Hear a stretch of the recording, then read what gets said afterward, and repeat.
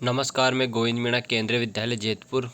इस वीडियो में हम क्लास 8 के chapter number 2 civics, political science में जो सिविक्स का चैप्टर नंबर 2 है उसको स्टडी करेंगे।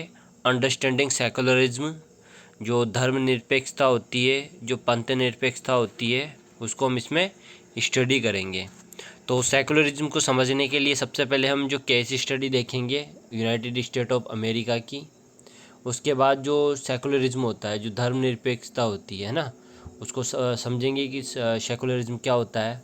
उसके बाद जो हम देखेंगे कि जो सेकुलरिज्म होता है ना, why is it important to separate religion from the state. देखो, सेकुलरिज्म का मतलब होता है कि किसी भी कंट्री या देश या नेशन में जो रिलीजन है ना, उसको सेपरेट रखा जाता है।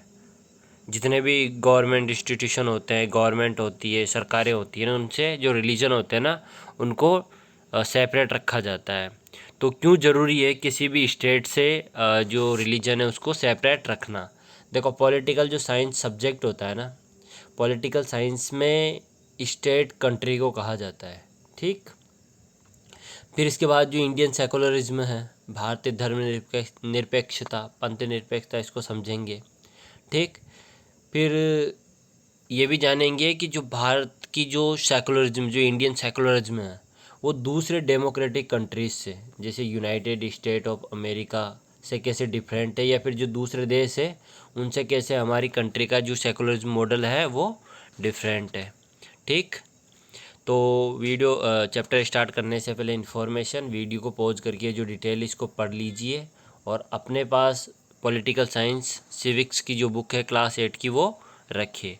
तो देखिए, आप इमेजिन कीजिए,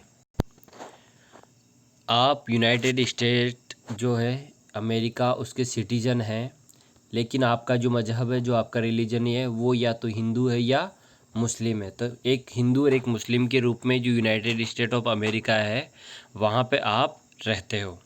लेकिन वहाँ पे जो फंडामेंटलिस्ट जो सिचुएशन है क्रिश्चियन की, जो ईसाई लोग हैं, जो ईसाई रिलीजन को फॉलो करते हैं, इनकी जो स्ट्रेंथ है वो पावरफुल है। अब वहाँ पे आप रहते हो, आप वहाँ के सिटीजन भी हो, ठीक, लेकिन आप क्रिश्चियन नहीं हो। आप कौन हो? Non Christian. अब आपको वहाँ रहने के लिए एक अपार्टमेंट चाहिए, आपको रहने के लिए वहाँ क्या चाहिए? एक घर चाहिए रेंट में।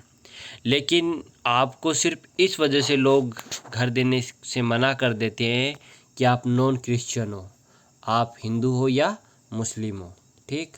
अब देखो, जब आपके साथ आपके मज़हब, आपके रिलीजन के बेसिस पे कोई डिस्क्रिमिनेशन होता है, जैसे यूनाइटेड स्टेट में हुआ कि आपका मज़हब देख के आपको किसी ने जो मकान है या हाउस है वो रेंट में नहीं दिया, तो देखो आप क्या क्या फ़ील करते हो। तो देखो, आपको इससे बहुत ही ज़्यादा बुरा लगेगा। बिल्कुल ज़रूर ये ऐसा होता है, हमें सभी को बुरा लगता है कि मेरे रिलीजन के बेसिस पे मेरे साथ डिस्क्रिमिनेशन हुआ। ठीक।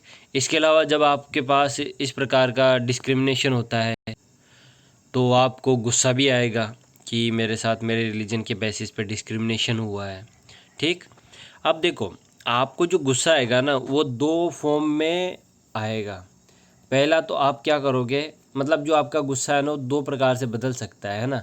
जैसे सबसे पहले तो आप क्या करोगे कि जैसा क्रिश्चियन ने मेरे साथ किया है ना, जैसा क्रिश्चियन ने मेरे साथ किया अमेरिका में, मैं भी बाकी जो क्रिश्चियन लोग होंगे मैं भी उनके साथ सेम करूँगा। जब मेरा मकान होगा और मैं उनको भी वैसे ही करूँगा। जहाँ पे मैं जो हिंदू हूँ या मुस्लिम हूँ, तो जहाँ पे मैं मेजोरिटी में होऊंगा ना, तो वहाँ मैं सेम रिटेलिएशन करूँगा। किसके अगेंस्ट? क्रिश्चियन के अगेंस्ट, और उनको मकान नहीं दूंगा। सेकंड, ये आपके दिमाग में ये भी चीज़ आ सकती है कि क्यों ना ऐसा किया जाए कि जो मज़हब के आधार पे जो डिस्क्रिमिनेशन होता है, चाहे हिंदू हो, मुस्लिम हो, क्रिश्चियन हो, है ना, या सिख हो, कोई भी मज़हब हो, उसका कोई भी रिलीजन हो, तो उसके बेसिस पे जो है ना डिस्क्रिमिनेशन को ख़त्म कर दिया जाए, जस्टिस फॉर ऑल हो। तो बिल्कुल सही, मेरी तरह आप सभी के माइंड में भी यही चीज़ आई है कि आप सेकंड वाला जो ऑप्शन होगा ना उसी को सेलेक्ट करोगे। आप बात करोगे जस्टिस फॉर ऑल। लेकिन जस्टिस फॉर जो ऑल है उसको कैसे इंश्योर करेंगे? जैसा कि हिस्ट्री से हमें कई सारे ऐसे एग्जाम्पल मिलते हैं जिसमें जो उनके रिलीजन के बेसिस पे, है ना, उनका जो ग्राउंड था रिलीजन, उसके बेसिस पे उनके साथ डिस्क्रिमिनेशन हुआ, भेदभाव हुआ, एक्सक्लूजन हुआ, एक्सक्लूजन मतलब उनको प्रताड़नाएँ दी गई, उनका प्रिसिक्यूशन हुआ, उनके साथ अत्याचार हुए। किस बेसिस पे? सिर्फ उनके रिलीजन के बेसिस पे। जैसे इसके एग्जांपल आप जर्मनी में लीजिए सबसे पहले। तो ज्यूस एक कम्युनिटी है, एक रिलीजन है। इसको हिटलर ने काफ़ी प्रोसिक्यूटेड किया, इसको काफ़ी अत्याचार किया, कई सारे लोगों को मार दिया। इसके बारे में जब आप क्लास 9th में जाओगे तो पहला सेकंड चैप्टर है आपका, नहीं थर्ड चैप्टर है आपका Nazism and rise of Hitler in Germany. तो ये आपका थर्ड चैप्टर रहेगा हिस्ट्री में, वहाँ आप इसको ज़्यादा पढ़ेंगे। तो ज्यूस के साथ काफ़ी डिस्क्रिमिनेशन किया। अब उसके बाद देखो, जो ज्यूस थे उन्होंने एक अपना नया देश बना उनका, है ना, 1948 में एक नया देश बना जिसका नाम था इज़राइल। तो ये जो ज्यूस थे ना, इन्होंने जैसा इनके साथ जर्मनी में हुआ वैसा ही इन्होंने जो दूसरे मुस्लिम लोग और इन्हीं के देश के जो मुस्लिम लोग हैं और इन्हीं के देश के जो क्रिश्चियन लोग हैं उनके साथ इन्होंने गलत ट्रीट किया। सेम जैसे इनके साथ हुआ ना वैसा ही इन्होंने बैडली ट्रीट किया। इसके अलावा जो सऊदी अरबिया है वहाँ पे कोई भी जो नॉन मुस्लिम व्यक्ति होगा उसको किसी भी प्रकार के टेंपल में, चर्च में बनाने की कोई इजाज़त नहीं होगी और वो पब्लिक प्लेस में अपनी वर्शिप भी नहीं कर सकता। अब देखो, मज़हब चाहे कोई सा भी हो, हमने पहले क्रिश्चियन को देखा तो क्रिश्चियन ने अमेरिका में हिंदू और मुस्लिम के साथ डिस्क्रिमिनेशन किया, ठीक। उसके बाद हमने जो जर्मनी में देखा तो ज्यूस के साथ डिस्क्रिमिनेशन को देखा। फिर उसके बाद जो ज्यूस है उन्होंने इज़राइल में मुस्लिम के साथ और क्रिश्चियन के साथ डिस्क्रिमिनेशन किया। फिर जब हमने सऊदी अरेबिया का एग्जांपल देखा तो वहाँ नॉन मुस्लिम जितने भी लोग हैं उनके साथ डिस्क्रिमिनेशन हुआ। तो देखो, डिस्क्रिमिनेशन उनके रिलीजन के बेसिस पे हर जगह पे होता है। अब देखो, जब भारत आज़ाद हुआ तो भारत भी इन सब चीज़ों को जानता था कि अगर हमारे देश में भी किसी एक पर्टिकुलर रिलीजन को हमने पावरफुल बना दिया, उसको स्टेट रिलीजन डिक्लेयर कर दिया या उस रिलीजन को कहीं ज़्यादा शक्तियाँ या पावर दे दी, तो हो सकता था कि भारत में भी इसी तरीके के डिस्क्रिमिनेशन होते। लेकिन हमने इन सभी टाइप के जो डिस्क्रिमिनेशन थे उनको टाल दिया और हमारे देश में जो मॉडल हमने अपनाया वो अपनाया सेकुलरिज्म का, यानी धर्म निरपेक्षता का। तो देखो, सेकुलरिज्म क्या होता है? तो देखो, सेकुलरिज्म को अगर सिंपल लैंग्वेज में कहें तो secularism refer to this separation of religion from the state. State मैंने आपको बताया ना, पॉलिटिकल साइंस में जो कंट्री होती है ना, देश होता है, उसको स्टेट कहा जाता है। तो सेकुलरिज्म क्या होता है? किसी भी कंट्री से रिलीजन को सेपरेट रखना, उसी को हम सेकुलरिज्म कहेंगे। यानी सेपरेट रखा जा रहा है उस गवर्नमेंट से, उस कॉन्स्टिट्यूशन से, लेकिन सभी रिलीजन को अपने रिलीजन फॉलो करने की फ्रीडम होगी। सभी रिलीजन जो है अपने अपने तरीके से लोग वर्शिप कर सकते हैं। कोई भी व्यक्ति किसी भी रिलीजन को फॉलो कर सकता है, किसी को फोर्स नहीं किया जाएगा कि तू इस रिलीजन को फॉलो कर, तू इस रिलीजन को फॉलो मत कर। तो ये होता है सेकुलरिज्म का मॉडल। यानी हमने हमारे देश का कोई भी नेशनल रिलीजन नहीं बनाया। जैसे अगर हम एग्ज़ाम्पल लें तो जैसे पाकिस्तान का जो नेशनल रिलीजन है वो इस्लाम है। इससे पहले जो वेस्टर्न कंट्रीज़ थी यूरोप की, उनका नेशनल रिलीजन क्रिश्चियन हुआ करता था। जैसे इज़राइल का हमने एग्जांपल लिया, वहाँ पे ज्यूइश जो रिलीजन उसको काफ़ी पावरफुल बनाया गया है। लेकिन हमने क्या किया? हमने किसी भी रिलीजन को नेशनल रिलीजन डिक्लेयर नहीं किया, बल्कि हमने सभी रिलीजन जो है ना, सभी जो धर्म है, मजहब है, उनको इक्वलिटी दी। ठीक, तो देखो क्यों इम्पोर्टेंट होता है रिलीजन जो होता है ना, उसको सेपरेट रखा जाता है स्टेट से, कंट्री से क्यों सेपरेट रखा जाता है, क्यों सेकुलरिज्म के मॉडल को अपनाया जाता है? वो इसलिए अपनाया जाता है कि कोई भी जो कंट्री है ना, अगर उसको डेमोक्रेटिकली चलाना है, डेमोक्रेसी की पावर क्या होती है? डेमोक्रेसी की पावर होती है पीपल, जनता। अब जनता के प्रत्येक हिस्से को अगर इक्वल राइट होंगे ना, तो डेमोक्रेसी सही तरीके से रन करेगी। किसी के साथ कोई प्रोसिक्यूशन नहीं होगा तो कंट्री सही तरीके से रन करेगी।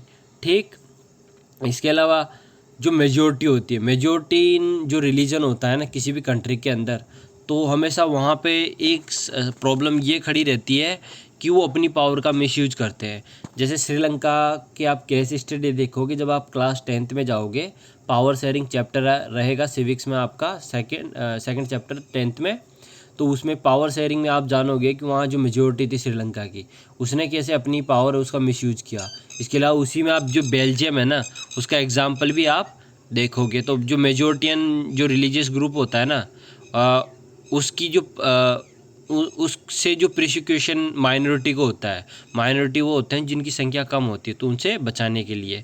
ठीक, इसके अलावा जो कोई भी व्यक्ति होता है इंडिविजुअल, तो उसकी जो वर्शिप करने का जो अधिकार होता है, उसकी जो प्रार्थना करने का जो अधिकार होता है, उसको भी इससे प्रोटेक्ट किया जाता है। किससे? सेकुलरिज्म से। इसके बाद अब देखो इंडियन सेकुलरिज्म को समझ लेते हैं। तो जो भारत का कॉन्स्टिट्यूशन है उसमें जो फंडामेंटल राइट्स है, जैसा कि हमने चैप्टर फर्स्ट में देखा था फंडामेंटल राइट्स के बारे में, तो आर्टिकल 25 से लेके आर्टिकल 28 तक जो लोग हैं ना, उनको राइट टू फ्रीडम दिया गया है रिलीजन का।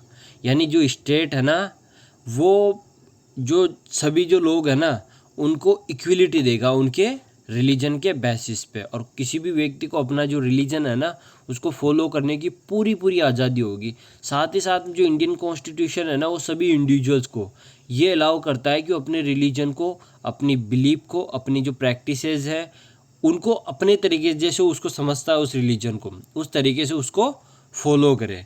ठीक, तो एक प्रकार से जो रिलीजियस फ्रीडम है ना, उसको इंश्योर करता है इंडियन सेकुलरिज्म। भारत का जो धर्मनिरपेक्ष मॉडल है ना, भारत का जो इंडियन सेकुलरिज्म मॉडल है, ये क्या इंश्योर करता है? सभी लोगों को उनके रिलीजन के बेसिस पे आज़ादी देने का इंश्योर करता है। तो एक प्रकार से देखो सेम बात है वही, separation of religion from the state, ये डेफिनेशन रहेगी। यानी कि देखो नेशन का कोई भी नेशनल रिलीजन नहीं होगा, राष्ट्रीय धर्म नहीं होगा, बल्कि सभी जो रिलीजन है ना, जो सभी धर्म है ना, उनको इक्वली ट्रीट किया जाएगा। ठीक, तो ये इंडियन सेकुलरिज्म मॉडल हो गया। इसके बाद अब देखो थर्ड टॉपिक है, why is it important to separate religion from the state. आखिर क्या कारण है कि जो रिलीजन होता है, जो मजहब होता है, जो धर्म होता है, उसको स्टेट यानी कंट्री से सेपरेट रखा जाता है? तो देखो पहला तो है कि जो डेमोक्रेसी है ना, जो लोकतंत्र है, वो सही तरीके से स्मूथली चले। जैसे कि दूसरे भी जो देश है ना, जिन्होंने भी जो नेशनल रिलीजन डिक्लेयर किया ना अपने देश का, उन देश में क्या हुआ? सिविल वॉर हुआ। सिविल वॉर का मतलब होता है जब उसी देश के जो नागरिक है ना एक दूसरे से लड़ते हैं। अब एक दूसरे से क्यों लड़ेंगे? इसलिए लड़ते हैं कि जब किसी व्यक्ति को उसके बराबर अधिकार नहीं मिलता है ना, तो फिर वो अपने अधिकार प्राप्त करने के लिए टेंशन क्रिएट करता है, और वो वहाँ पे सिविल वॉर जैसी सिचुएशन आ जाती है। इसके अलावा जो रिलीजन है उसको सेपरेट इसलिए भी रखा जाता है कि जो माइनॉरिटी है, माइनॉरिटी कौन होती है? माइनॉरिटी वो होती है जिसकी संख्या कम होती है ना, तो उनको बचाने के लिए मेजोरिटियन जो लोग हैं ना, उनकी जो पावर से बचाने के लिए फंडामेंटल राइट के रूप में जो सेकुलरिज्म का मॉडल एक्सेप्ट किया जाता है। ठीक, इसके अलावा जो इंडिविजुअल्स की जो राइट होते हैं, जैसे अगर मैं हूँ तो मैं किसी भी मजहब को फॉलो कर सकता हूँ, है ना। राइट टू जो मजहब राइट टू रिलीजन जो होता है ना, उसमें आप किसी भी रिलीजन को फॉलो कर सकते हो, किसी भी रिलीजन को आप छोड़ सकते हो, और किसी भी रिलीजन को आप चाहो तो फॉलो ही ना करो। मतलब आप किसी भी रिलीजन को अगर नहीं भी मानोगे ना, तो कोई भी व्यक्ति और जो स्टेट जो गवर्नमेंट है ना, आपको उसके लिए बाध्य नहीं कर सकती, आपको फोर्स नहीं कर सकती कि आपको यही रिलीजन मानना पड़ेगा। जैसा आप समझते हो ना, वैसे आपको इंडिविजुअल राइट मिलते हैं। ठीक, और ये है इसे कि जो रिलीजियस जो डोमिनेशन होता है अगर किसी कंट्री का, जैसे जिनकी पॉपुलेशन ज़्यादा है, तो उसको भी इससे रोका जाता है, ताकि जो डेमोक्रेसी वो फंक्शनली डेमोक्रेसी जो है ना वो अच्छे से चल सके। तो इस कारण से जो रिलीजन है ना, उसको सेपरेट रखा जाता है किससे? स्टेट से। अब देखो व्हाट इज इंडियन सेकुलरिज्म। तो देखो जो इंडियन सेकुलरिज्म है ना, वो भी इसी की बात करता है। ये बात करता है कि किसी भी एक रिलीजन कम्युनिटी का दूसरी कम्युनिटी पे किसी भी प्रकार का डोमिनेंस ना हो। यानी कि एक जो मजहब है, एक धर्म है ना, दूसरे धर्म के ऊपर अधिकार जताने की कोशिश ना करे, ताकि हमारी डेमोक्रेसी सही तरीके से चले। इवन जो कास्ट है ना, तो कास्ट में भी हमारा जो सेकुलरिज्म मॉडल है ना, वो कास्ट के बेसिस पे भी इस डोमिनेंस को रोकता है। ठीक, इसके अलावा जो हमारा स्टेट है, जो हमारा देश है, हमारी जो कंट्री है ना, वो कभी भी किसी व्यक्ति को इन्फोर्स नहीं कर सकता, या फिर किसी भी पर्टिकुलर रिलीजन को प्रमोट भी नहीं कर सकता, है ना। यानी कि वो एक प्रकार से जो व्यक्ति का जो रिलीजन का जो फ्रीडम है ना, व्यक्ति के जो धर्म को मानने की जो स्वतंत्रता है उससे बिल्कुल दूर रहेगा। हमारी जो सरकारें हैं ना, उनका इससे कोई लेना देना नहीं होता है। इसके अलावा जो इंडियन स्टेट है, ये कभी भी एक रिलीजियस ग्रुप के द्वारा, है ना, रूल्ड नहीं होगा, यानी कि किसी भी एक रिलीजियस ग्रुप की गवर्नमेंट नहीं बनेगी, ऐसा हमारे संविधान में कहा गया है। और सभी जो रिलीजन है ना, उनको सपोर्ट करेगा, किसी एक पर्टिकुलर रिलीजन को सपोर्ट नहीं करेगा। तो देखो, समय समय में जो सेकुलरिज्म की जो डिफरेंट डिफरेंट जो डेफिनेशन हमारे सुप्रीम कोर्ट ने दी है, भारत का जो सर्वोच्च न्यायालय है, उसने बार बार सेकुलरिज्म मॉडल को एक्सप्लेन किया है। तो देखो, जितने भी गवर्नमेंट स्पेसेज होते हैं, जो दफ्तर होते हैं, कार्यालय होते हैं, जैसे कि लॉ कोर्ट्स हुए, पुलिस स्टेशन हुए, गवर्नमेंट स्कूल्स हुए, ऑफिसेज हुए, है ना, यहाँ पे किसी भी रिलीजन के पोस्टर को प्रमोट नहीं किया जाएगा। यानी कि सिंपल लैंग्वेज में बोलूँ ना, तो हमारा जो केवी जेतपुर है, इस केवी जेतपुर की बिल्डिंग में भी किसी रिलीजन को हम प्रमोट नहीं कर सकते, चाहे हम किसी भी रिलीजन से हों, इवन जो, ठीक। तो ये चीज़ आती है, इसको कहते हैं इंडियन सेकुलरिज्म, ठीक। इसके बाद देखो, जो vision in the Indian constitution, तो भारत का जब संविधान बना था, तो इसकी जो प्रियम्बल थी, तो प्रियम्बल में शुरुआत में जो सेकुलर वर्ड नहीं था, सेकुलर जिसको हिंदी में कहा जाता है पंथ निरपेक्ष, ये शब्द नहीं था। तो 1976 में 42 कॉन्स्टिट्यूशनल अमेंडमेंट हुआ। जो संविधान में जो चेंजेस होते हैं ना, जब हम चैप्टर नंबर 3 में जाएंगे ना, तो वहाँ पे हम लॉ मेकिंग के बारे में सबसे पहले जानेंगे। और फिर जब चैप्टर नंबर 4 में जाएंगे, 3rd नंबर का होगा हमारा इंडियन पार्लियामेंट, और जो चैप्टर नंबर 4 है सिविक्स में, उसका नाम है understanding our criminal justice system. तो उसमें जब हम समझेंगे ना कि जब किसी कानून को बनाया जाता है ना, जब उस कानून में चेंजेस होते हैं, है ना, जब हमारे संविधान में जब चेंजेस होते हैं, बदलाव किए जाते हैं, मॉडिफिकेशन किया जाता है, तो उसको अमेंडमेंट कहा जाता है। क्या कहा जाता है उसको? अमेंडमेंट। हिंदी में कहा जाता है संशोधन। तो भारत की जो कॉन्स्टिट्यूशन की प्रियम्बल है, जो उद्देशिका है, उद्देशिका में 1976 में 42 कॉन्स्टिट्यूशनल अमेंडमेंट हुआ, यानी 42 चेंज हुआ, 42 नंबर का चेंज हुआ, जिसके द्वारा हमारी जो भारत की संविधान की जो उद्देशिका है, इंडियन कॉन्स्टिट्यूशन की जो प्रियम्बल है, उसके अंदर सेकुलर इंग्लिश में और हिंदी में पंथ निरपेक्ष वर्ड को ऐड किया। और जो भारत का सुप्रीम कोर्ट है, उसने इसको बेसिक स्ट्रक्चर भी कहा, यानी कि जो सेकुलरिज्म है ना, वो भारत का एक बुनियादी तत्व है। इसको हमें हमेशा संविधान में बरकरार रखना है, ठीक। इसके अलावा जो सेकुलर है ना, सेकुलर 3 चीज़ों को डिनोट करता है। सबसे पहले तो मैन, यहाँ पे मैन ना होके इसको थोड़ा जेंडर बाइज्ड हो जाएगा, यहाँ पे आएगा ह्यूमन, है ना, मानव। यहाँ जेंडर बाइज्ड हो गया, थोड़ा मैन नहीं आएगा, है ना। तो 3 चीज़ें, इंसान, राज्य और धर्म, यानी व्यक्ति जो इंडिविजुअल है, स्टेट जो कि गवर्नमेंट है, रिलीजन जो कि मजहब है, इन तीनों के बीच में हमेशा बैलेंस बना रहे, इस टाइप का इंडियन सेकुलरिज्म का मॉडल कहता है, ठीक। और सभी जो रिलीजन है उसको इक्वली ट्रीट किया जाना चाहिए, और उनको अपने अपने रिलीजन को फॉलो करने की आज़ादी होनी चाहिए। अब देखो, हमारा जो टॉपिक नंबर 5 है ना, ये कहता है in what way is Indian secularism different from that of another democratic countries. आखिर क्या है हमारे सेकुलरिज्म मॉडल में, हमारे धर्मनिरपेक्ष मॉडल में, कि दूसरे देशों से हमें डिफरेंट बनाता है। तो देखो, जैसे हमने अमेरिका का एग्जाम्पल लिया ना, तो अमेरिका के एग्जाम्पल में क्या हुआ था कि अमेरिका जो अपने यहाँ जो क्रिश्चियन रिलीजन या दूसरे रिलीजन है ना, उनके मैटर में इंटरफेयर नहीं करता। वहाँ का कॉन्स्टिट्यूशन ही ऐसा बना हुआ है कि वहाँ के रिलीजन में वो इंटरफेयर नहीं करेंगे। लेकिन अगर भारत में ऐसी कोई सिचुएशन है जिससे लोगों के अधिकार छिन रहे हैं, जिससे लोगों का एक्सप्लॉयटेशन हो रहा है, या फिर लोगों के साथ उत्पीड़न हो रहा है, तो उस कंडीशन में जो स्टेट है ना, जो सरकार है ना, वो रिलीजियस मैटर में, जो रिलीजियस अफेयर है, उसमें इंटरवीन कर सकती है। इंटरवीन का मतलब उसमें हस्तक्षेप कर सकती है। यानी कि हमारा देश का जो सेकुलरिज्म मॉडल है ना, वो ये चीज़ तो कहता है कि हाँ, हम किसी रिलीजन को ऑफिशियल रिलीजन नहीं बनाएंगे, लेकिन अगर किसी व्यक्ति के मौलिक अधिकारों की बात होगी, उसके जीवन की बात होगी, तो जो सरकार होगी ना, वो रिलीजियस अफेयर में इंटरफेयर कर सकती है। इसके लिए देखो 2 केस स्टडी हम देखेंगे, सबरीमाला टेम्पल की और केस स्टडी ट्रिपल तलाक की। तो देखो देख लेते हैं एक एक करके। सबसे पहले देखो जो केस स्टडी है ना, entry of woman to Sabarimala. तो देखो जो सबरीमाला टेम्पल केरला में एक टेम्पल है, यहाँ पे जब महिलाएं रिप्रोडक्टिव एज में होती है, यानी कि जब 13 to 40 जो एज होती है ना, रिप्रोडक्टिव एज होती है, इसमें बच्चे जो संतानें होती है ना वो उत्पन्न होती है। तो इस एज में जो महिलाएं हैं ना को परमिटेड नहीं किया गया इस टेम्पल के अंदर, सबरीमाला टेम्पल के अंदर, जो कि एक प्रकार से किसी भी रिलीजन में ऐसा नहीं होना चाहिए, क्योंकि सबको देखो वर्शिप करने का तो पूरा पूरा अधिकार होना चाहिए ना, लेकिन नहीं किया गया है। तो फिर बाद में जो केरला हाई कोर्ट था उसने 1991 में एक फैसला दिया, यानी इंटरवीन कर दिया, उसने इंटरवीन करके बोल दिया कि जो महिला है ना वो टेम्पल में एंटर हो सकती है। फिर उसके बाद सुप्रीम कोर्ट ने, जो भारत का सबसे सर्वोच्च न्यायालय है, जो चैप्टर नंबर हमारा 5 होगा, चैप्टर नंबर 4 या 5, उसमें हम जुडिशरी को समझेंगे, है ना।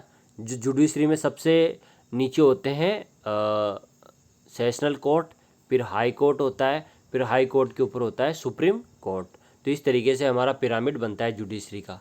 तो भारत के जो सुप्रीम कोर्ट है ना, उसने 2018 में एक और एक डिसीजन दिया, जिसमें उसने कहा कि किसी भी व्यक्ति के साथ किसी भी हिंदू पिलग्रिम्स या दूसरे रिलीजन वाले जो पिलग्रिम्स हैं, चाहे मुस्लिम पिलग्रिम्स ही क्यों ना हो, तो उसके जेंडर के बेसिस पे उनको एंट्री होने से नहीं रोका जा सकता, यानी उनके जेंडर के बेसिस पे उनको एंटर होने से नहीं रोका जा सकता। और इसके लिए पता है किसने ये डिसीजन दिया था? कॉन्स्टिट्यूशनल बेंच ने। देखो हमारा जो सुप्रीम कोर्ट है ना, उसमें टोटल 31 जज हैं। कितने हैं? 31 जज। अगर 5 या 5 से ज़्यादा, 5 और 5 से मोर देन, अगर जज किसी फैसले में काम करते हैं, यानी किसी फैसले की सुनवाई करते हैं, तो उसको कॉन्स्टिट्यूशनल बेंच बोला जाता है, उसको संवैधानिक बेंच बोला जाता है। तो इसमें आर्टिकल 14 जो कि समानता की बात करता है, आर्टिकल 25 जो कि राइट टू रिलीजन की बात करता है, इनके बेसिस पर किसी भी महिलाओं को बायोलॉजिकल डिफरेंस के बेसिस पे, इस बेसिस पे नहीं कि उसकी रिप्रोडक्टिव एज है, यानी कि वो उसकी रिप्रोडक्टिव एज है ना, तो इसके बेसिस पे उसको टेम्पल में एंटर होने से मना नहीं कर सकती। तो देखो ये पहला एग्जाम्पल आपको मिल गया कि स्टेट इंटरवीन कर सकता है अगर अधिकारों की बात आए, क्योंकि यहाँ पे महिलाओं के अधिकारों की बात आ गई है ना। ठीक, ये हिंदू टेम्पल है, जो सबरीमाला टेम्पल है ना, ये हिंदू टेम्पल है। इसके बाद सेकंड केस स्टडी हमारे ट्रिपल तलाक की। तो देखो जो ट्रिपल तलाक है ना, ये एक प्रकार से, इसका इंग्लिश में आप डाइवर्स कहोगे, हिंदी में ये तलाक होता है उर्दू में, और तलाक बिद्दत भी इसको कहा जाता है। तो देखो इस्लाम में जो ऐसा माना जाता है कि जब कोई पुरुष अपनी वाइफ को 3 बार तलाक तलाक बोल दे तो वो तलाक समझा जाता है। तो पहले तो इसका जो था, इसको सही तरीके से यूज किया जाता था तलाक को, लेकिन अब क्या है कि लोग इसका मिसयूज करने लग गए। तो इससे क्या हुआ कि लोगों ने अब तो क्या किया, अब तो मोबाइल में मैसेज करके तीन बार तलाक बोल देते थे लोग। तो ये एक गंभीर समस्या होगी, महिलाओं के अधिकार की बात हो गई। क्योंकि देखो इससे सबसे बड़ा क्वेश्चन क्या रेज हुआ, इससे जस्टिस की बात आई कि भाई ये तो अन्याय हो गया ना, बिना महिला की मर्जी के जो व्यक्ति है सीधा उससे उसका हस्बैंड उससे तलाक बोल रहा है, तो महिला को क्या महिला कैसे अपना जीवन यापन करेगी? जेंडर इक्वलिटी की बात हो गई है ना, जो लैंगिक समानता उसकी बात हो गई, ह्यूमन राइट्स की बात हो गई, सेकुलरिज्म के मॉडल की भी बात हो गई। तो इसके बेसिस पे इंडिया में एक लंबी डिबेट चली, गवर्नमेंट ऑफ इंडिया भी इसमें इन्वॉल्व हुई, सुप्रीम कोर्ट ऑफ इंडिया भी इसमें इन्वॉल्व हुआ।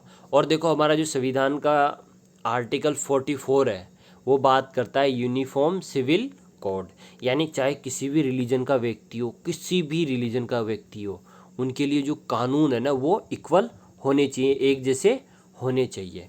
तो इसी कड़ी में 22 अगस्त 2017 को जो इंडियन सुप्रीम कोर्ट है उसने जो ट्रिपल तलाक है इसको अनकॉन्स्टिट्यूशनल बना दिया। और किसने बनाया ये? कॉन्स्टिट्यूशनल बेंच ने। किसने? कॉन्स्टिट्यूशनल बेंच ने। जैसे मैंने आपको बताया ना, देखो यहाँ पे कितने जज हो गए, 3 of द 5 जज ने, यानी 3 जजों ने ये फैसला दिया कि जो ट्रिपल तलाक है ये अनकॉन्स्टिट्यूशनल है, तो इसको बैन कर दिया। फिर इसी क्रम में आगे जो गवर्नमेंट ऑफ इंडिया है उसने एक मुस्लिम woman protection of right on marriage bill 2019 को भारत की पार्लियामेंट से पास कर दिया और जो ट्रिपल तलाक है उसको क्रिमिनल ऑफेंस बना दिया। अब देखो, जब अधिकारों की बात आएगी ना, तभी स्टेट क्या करेगा, रिलीजियस मैटर में इंटरफेयर करेगा। नहीं तो स्टेट कभी भी जो रिलीजियस मैटर है ना उसमें इंटरफेयर नहीं करेगा और नहीं वो किसी रिलीजन को अपना ऑफिशियल रिलीजन रखेगा। तो देखो, जो फंडामेंटल राइट्स हैं हमारे, है ना, जो फंडामेंटल राइट्स हुए या हमारे देश की जो प्रियम्बल है, ये देखो, ये सब हमारे लिए सेकुलरिज्म के मॉडल को स्वीकार करते हैं, है ना।